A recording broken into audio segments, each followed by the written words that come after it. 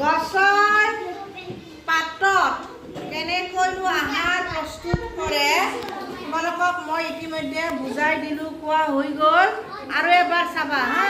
এই গছডালত কি দেখাইছে? তলৰ পৰা পানী আৰু খনিজ লৱণ আহিছে। এইফালে সূৰ্যৰ পোহৰ, এইফালে কাৰ্বন ডাই অক্সাইড গেছ, সকলোখিনি পাতত কি কৰে? আহাৰ প্ৰস্তুত কৰে। অৱশেষত আমি এটা কথা বুজি ল'ব যে গছৰ পাতটো এটা ৰন্ধা বঢ়া কৰা, যেনে আমাৰ ঘৰ থাকে ৰান্ধনি ঘৰ, এই পাতটোতো কি তাতে খাদ্যখিনি প্ৰস্তুত কৰা হোৱাৰ পিছত কি কৰিব? গোটেই গছডালত ভগাই দিব। কি গছ যদিও সৰু, ডাঙৰ গছৰ আমি সৰু হেৰি বুলি ভাবি ল'লো দেই। এইবিলাকৰ নাম কি? শিপা। এই শিপাখিনি ক'ত থাকে? মাটিৰ তলত। ক'ত থাকে? জলছে কোৱা।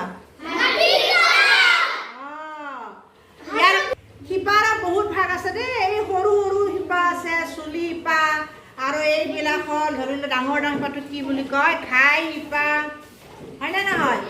গতিকে মাটিৰ তলৰ পৰা কি আনে? পানী আৰু খনিজ লৱণ আনি আনি ক'ত যাব? পানীখিনি ক'ত লৈ যাব? গছৰ পাতত লৈ যাব।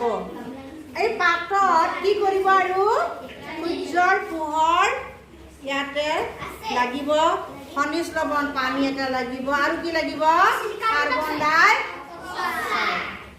ডাই অক্সাইড কোনে দিয়ে? আমি প্ৰাণীবিলাকে দিওঁ, হয় না? আমি উশাহত অক্সিজেন গেছ লওঁ, আমাক কোনে দিয়ে? গছে। আৰু আমি এৰি দিওঁ নিশাহত যিটো গেছ দিওঁ, সেই গেছটোৰ নাম হ'ল কাৰ্বন ডাই অক্সাইড। এই গেছটো গছত আমি দিওঁ। সেইকাৰণে গছ আমাৰ পৰম বন্ধু, হয় নে নহয়? আমি গছ কাটিব লাগেনে? এই পাতত গোটেইখিনি লগ হৈ কি হ'ব? খাদ্যখিনি গছৰ প্ৰস্তুত হ'ব। আৰু প্ৰস্তুত হোৱাৰ পিছত ই কি কৰিব? চব ফালে বিলাই দিব। এই গছৰ কি আছে? তলত শিপা আছে। এই তলৰ পৰা শিপাৰে কি আনিব? আকৌ কোৱা, চবে কোৱা, পানী আৰু খনিজ লৱণ। আৰু সূৰ্যৰ পৰা কি পাব? ই পোহৰ, সূৰ্যৰ পোহৰ। আৰু কি পাব? কাৰ্বন ডাই অক্সাইড। সকলোখিনি লগ লাগি ক'ত প্ৰস্তুত কৰিব খাদ্যটো? পাতত, হয়নে? বুজি পাইছা?